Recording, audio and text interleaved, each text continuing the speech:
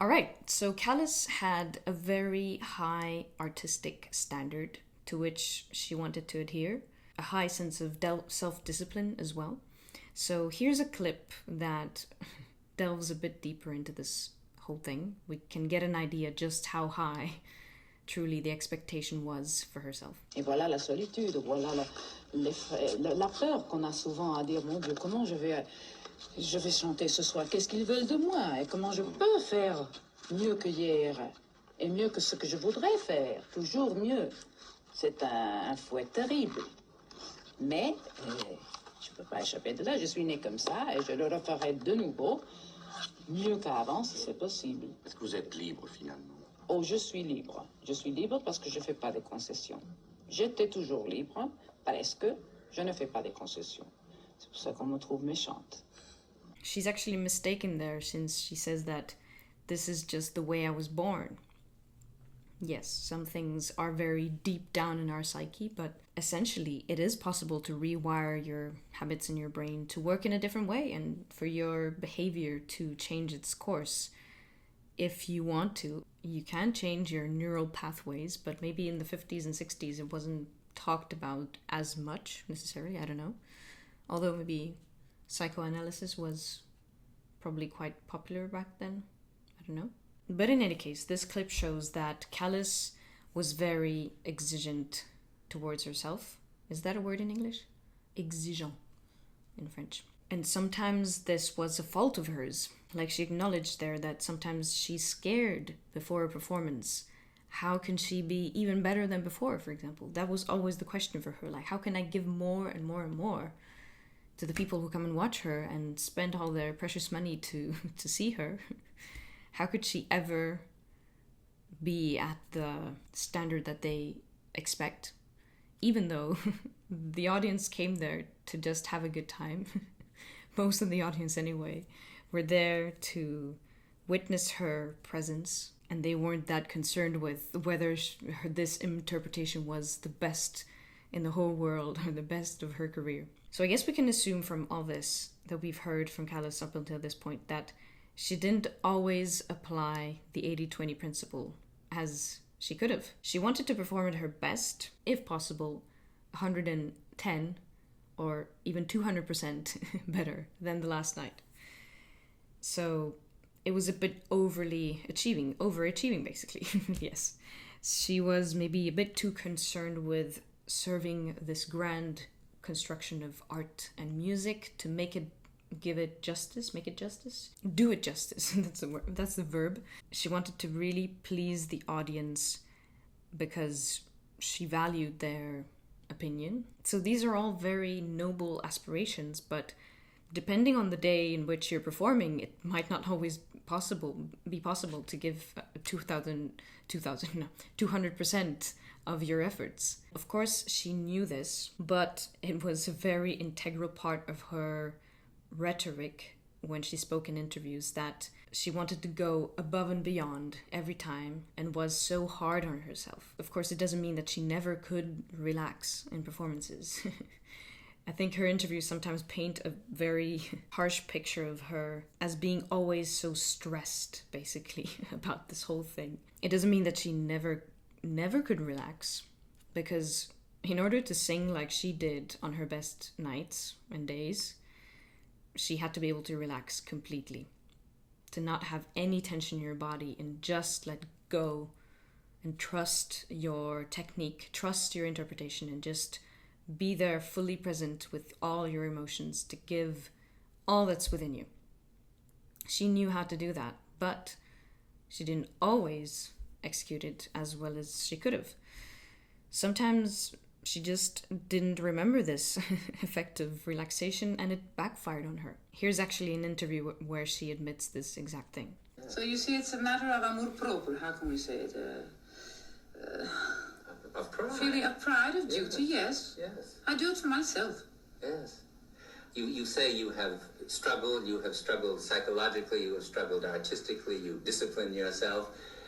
What has been a problem that has taken more of your strength than... Pessimism. I'm a terrible pessimist. Is that so? I think I'm incapable of doing a good job. And I try so hard to do a better job that sometimes you ruin things, you know. One can try you lose too control. hard, I suppose. Yes, and you lose control you think you're doing nothing good, so that, in other words, that pulls down your relaxation and your... That's true, but isn't that part of Yes. the dynamo of what makes you... Yes, but keep any striving? exaggeration is not good.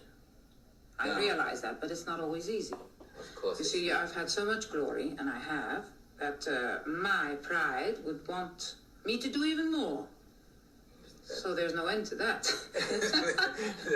there is no end at all, but that is the marvelous thing, and that is what I meant by that is why the I dislike feeling that you grow, because... Well, that is why I dislike when critics treat me so cruelly sometimes, because I know exactly what I do. I even know what I do worse. I tear myself even more to pieces.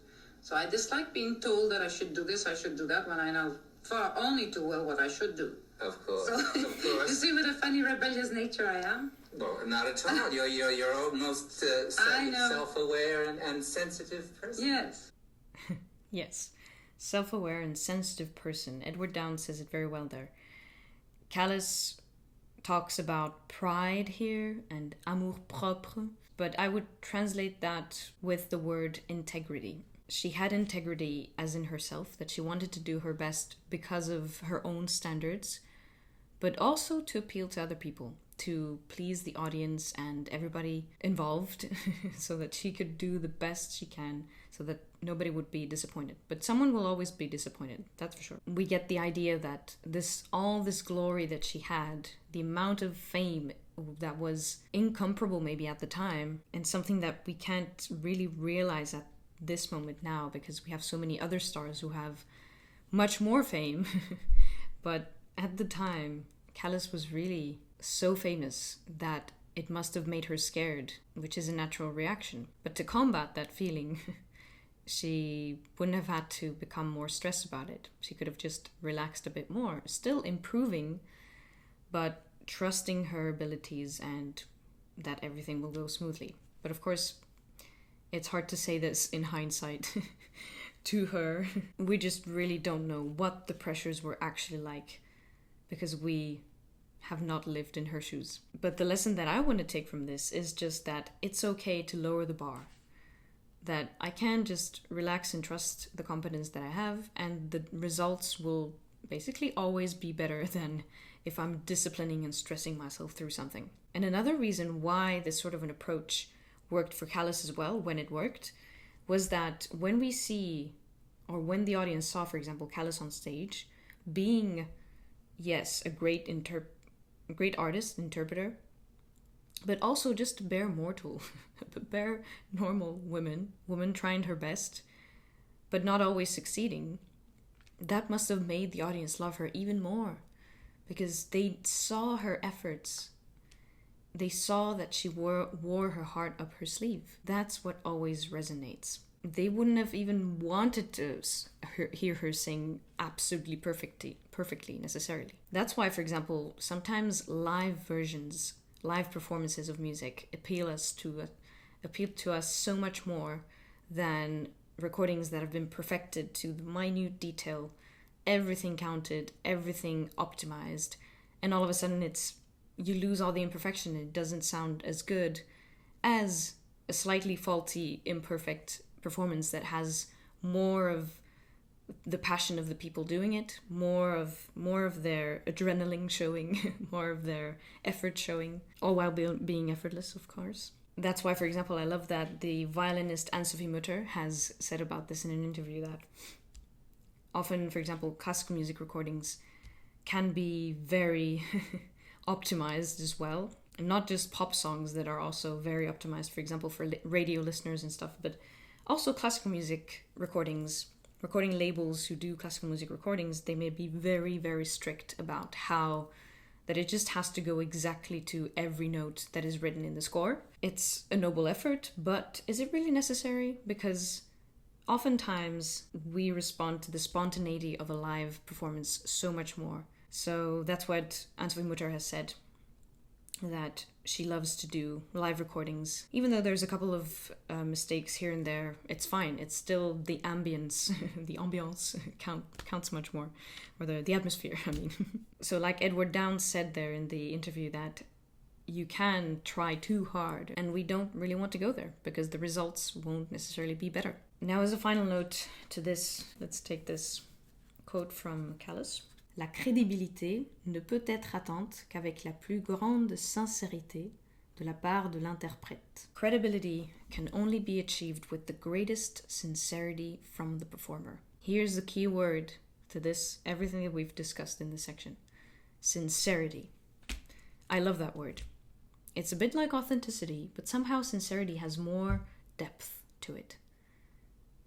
Sincerity makes you think of more actually your inner motivations, your deep sense of self, your integrity. I can imagine that when the audiences in Callas' time saw her perform and saw that she wanted really to bring these interpretations with the greatest sincerity possible, it must have appealed to them so much. It must have warmed their heart seeing that, because it is rare. Most people, can we say that, are just performing something that they think is right, but they don't actually know it's right. Deep down, they feel insecure. That's just a fact. In any field you're in, most people are just trying to perform the right actions in the right order. But then there are those people who actually know what it's all about. And that's also maybe one prerequisite for effortlessness. Callas has also talked about this in some interview, that she just has to believe in the character first, 100%, and only after that the audience can believe in her character 100%. That's where the sincerity comes in. No matter what the reason is, you must find a reason to believe in the character, and then everything will follow after that. And I think it shows, even now that I've watched some of the recordings of when Callas is singing, or listen to just her recordings, you can feel it, that she's there with all her emotions. Even though some actions of when she's singing must be not automatic, that's a part of her expertise, that obviously some things just has to come automatically. But on top of everything, or under everything basically, is this idea of being rooted in the sincere wish to communicate the message as well as she possibly could. What's very weird now is that we have AI all of a sudden who can perform music pretty well. What happens now? At least it won't eliminate the fact that we still want to be part of live events where people play music or sing. And if we go to events, we also want those people performing that they are their most authentic selves as well, that they have this sincerity at heart. That's the best case scenario. When we go to a live event, the people are there fully, intensely in the moment. So the more that AI can do something automatic, the more we want to see just humans performing well. Not perfectly, but imperfectly. At least that's my hunch of how AI could affect this idea of music being so important in human interaction. At least it's for sure that we live a very interesting time of transition, technological transition, that will also change human behavior in interesting ways. Now, in the next and the final part of this whole thing, I'll give my concluding thoughts on pursuing excellence.